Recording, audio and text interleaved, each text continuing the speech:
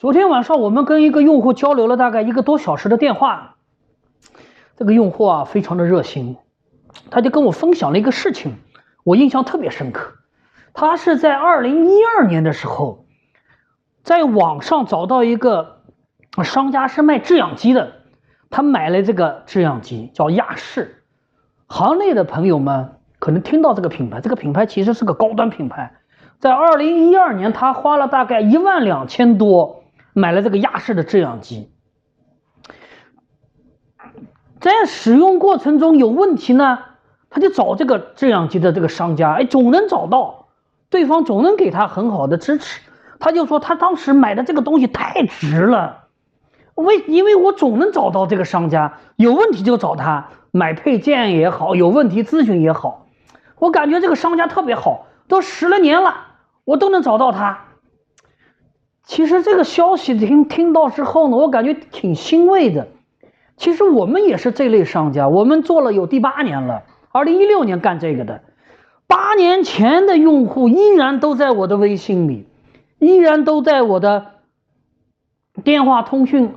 录里面，他只要一个电话就能找到我，而且我还在干呼吸机，他也感到很欣慰，我也感到很欣慰。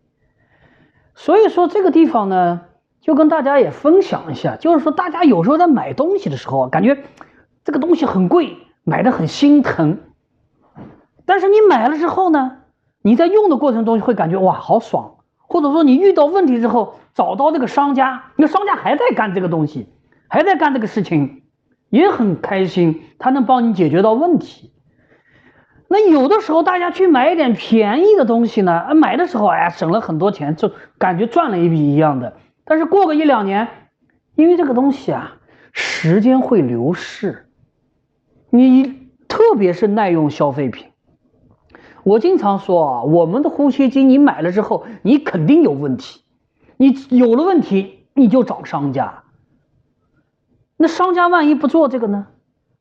因为我自己买东西我也经常看到有实体的有电商的，电商也会关门啊，页面不存在，这种情况是有的。那这个地方呢，站在我们这种经商的角度来看呢，一个产品它有利润，一个商品一个品类它有一定的利润空间，作为商家来讲，我会更坚持的去做这个商品，因为能赚钱，我能更长久的去经营这个商品这个品类。那就是说过了几年之后我还在干这个。我们前几天有一个用户，大概是在7年前，他倒没买我呼吸机，但是他对我很认可，他就来找到我，来我们店里面来做个消毒杀菌，看个数据。他就说老岳你还在做呼吸机啊？我说是啊，我今年都第8年了，如果不出意外的话，再过8年我还在干呼吸机呢。他说你这个确实挺好的，能坚持下去是不错的。为什么呢？因为我经常讲，你买个便宜的呼吸机，弄不好这个商家过几年他觉得不赚钱啊，我就不做了。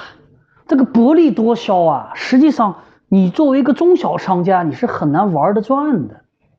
你大商家沃尔玛他们是可以玩转了，玩了几百年100来年了都可以。你中小商家你薄利多销的结果很有可能是薄利但不多销，搞到你最后做的都没有信心了，你都没有兴趣了，干脆老子放弃了，我不干了，我不做了，我转行了。这种情况是比比皆是的。